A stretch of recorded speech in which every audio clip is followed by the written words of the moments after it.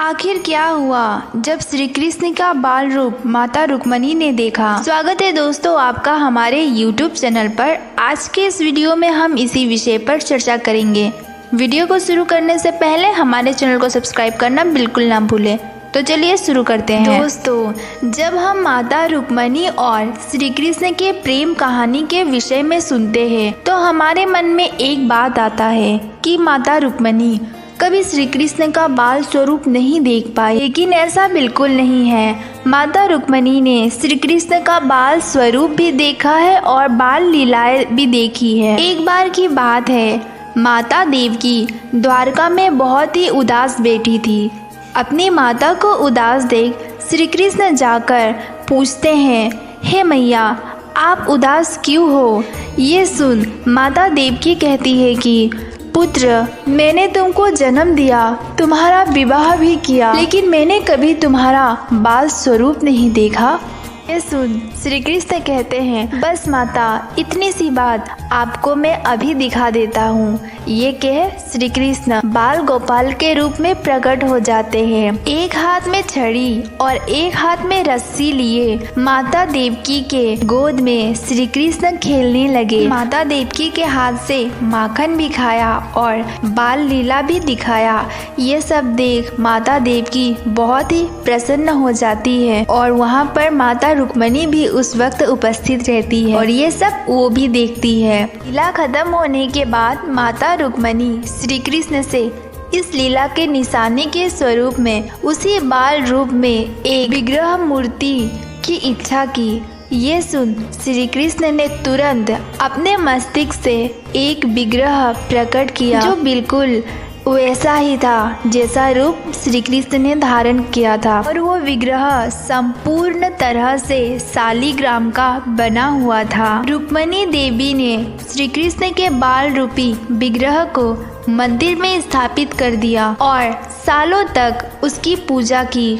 और जब बाद में महालक्ष्मी रुक्मणी जी पृथ्वी लोक त्याग कर वैकुंठ धाम को चली गई तो उस मंदिर को वहीं पर छोड़ गई। इसके बाद अर्जुन ने उस विग्रह को रुक्मणी वन में, जो द्वारका के समीप ही था, गोपी चंदन में करके रख दिया और वो विग्रह गोपी चंदन में तब तक रहा जब तक एक समुद्री जहाज वाले ने उसको ले न लिया। एक दिन की बात है, एक समुद्री जहाज वाला वहां से गुजर रहा था और उन्होंने इस गोपी चंदन को देखा तो उसने सोचा यह बहुत ही अधिक सुंदर है, मेरे जहाज में संतुलन बनाने का काम आएगा। और ये कहकर उस गोपी चंदन को समुद्र जहाजी वाले ने ले लिया और अपने जहाज में स्थापित कर दिया। उसके कई दिन बाद उस व्यापारी का जहाज उडुपी के नजदीक समुद्री तूफान में फंस गया और उसी समय भक्त माधव आचार्य उस समुद्र तट के किनारे बैठे हुए थे। उनको बैठा देख उस व्यापारी ने मदद की गुहार लगाई और ये मदद की गुहार सुन माधव आचार्य ने अपने कपड़े के एक छोर से हवा की। वो जहाज तूफान से निकल किनारे को जा लगा। वो व्यापारी बहुत ही अधिक खुश हुआ और उसने माधवाचार्य से कहा कि आप इस जहाज में से जो कुछ भी चाहे वो ले सकते हैं। और ये सुन माधवाचार्य ने उस गोपी चंदन को लिया। उस गोपी चंदन को लेकर माधव आचार्य उडुपी लौट रहे थे। उसी वक्त वो गोपी चंदन का गोला गिर गया और उसके 2 टुकड़े हो गए और उसके बाद उसमें से एक बहुत ही सुंदर बाल गोपाल का स्वरूप विग्रह बाहर आता है।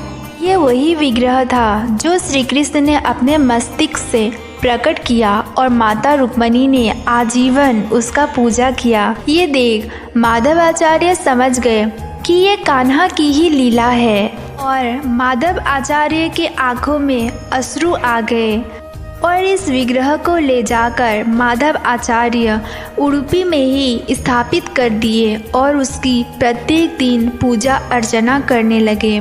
ये विग्रह आज भी उडुपी में स्थित है और इसकी पूजा की जाती है।